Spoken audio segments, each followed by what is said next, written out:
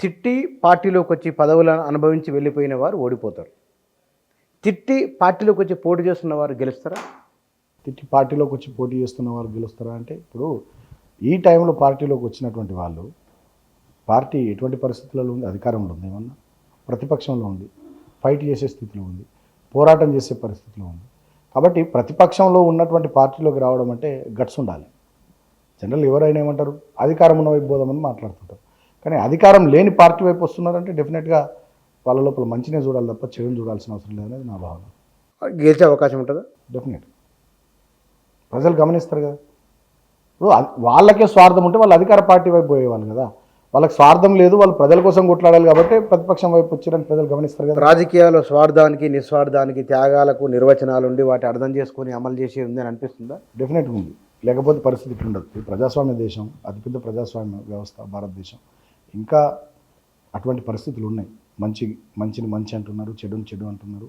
స్వార్థము, నిస్వార్థం, త్యాగము, కమిట్మెంటు ఇవన్నిటిని ప్రజలు చూస్తున్నారు. అంత ఈజీగా వదిలిపెట్టారు. సీరియస్గా చెప్తున్నాను.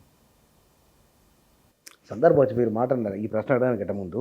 అసెంబ్లీ ఎన్నికల ముందు అదేమిటో కుండపోత వాన గురించి గెలిచినట్లే బీజేపీ బీఆర్ఎస్ ఎవరిని విమర్శ చేసుకోలేదు, మౌనంగా కామ్ అయిపోయాను. అసలు ఏం లేదు. ఎందుకు అట్లా? అంతకుముందేమో ఆకాశం అంతా ఎత్తు ఎగిరి చుచ్చుబుడ్డి దీపావళి చుచ్చుబుడ్డిలాగా ఎగిరిండు. ఆ తర్వాత కామ్ అయిపోయారు. ఏమిటి రీజన్? అట్లేం లేదు. అసలు మస్తు మాట్లాడినాం, చాలా మాట్లాడినాం.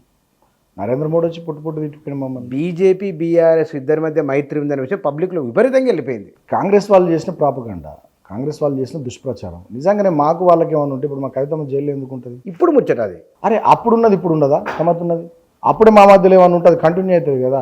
అంటే అప్పుడు ఒకటి ఇప్పుడు ఒకటి ఉంటుందా? ఓడిపోయారు కదా, గట్లుంటుందా?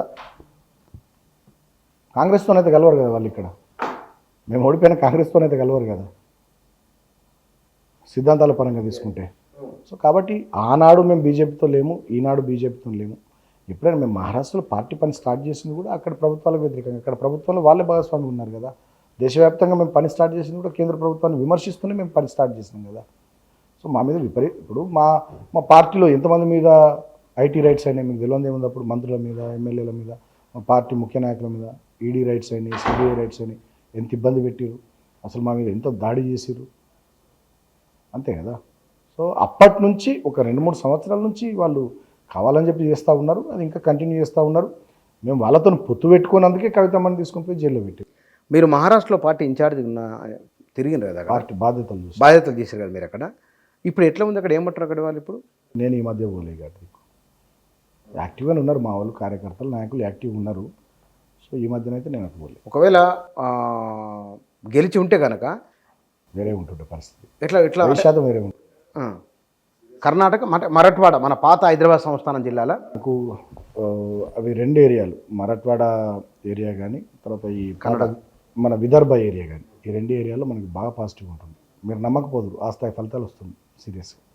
మనం ఇక్కడ 3వ సారి కేసీఆర్ గారు ముఖ్యమంత్రి అయి ఉంటే, ఇక్కడనే కాదు మరాఠ్వాడ విదర్భ కాదు, అటువైపు కూడా కర్ణాటక కానీ, మహారాష్ట్రలో ఇతర ప్రాంతాలు, పశ్చిమ వెస్ట్ మహారాష్ట్ర అటువైపు కానీ, కొల్లాపూర్ అటువైపు కానీ, తర్వాత కొంత కర్ణాటక కానీ, తర్వాత ఇతర రాష్ట్రాల్లో కూడా డెఫినెట్గా ఆ వైబ్రేషన్స్ వేరే ఉంటుండే. చాలా దేశానికి మంచి జరుగుతుండే, రాష్ట్రానికి కూడా మంచి జరుగుతుండే నిజంగా.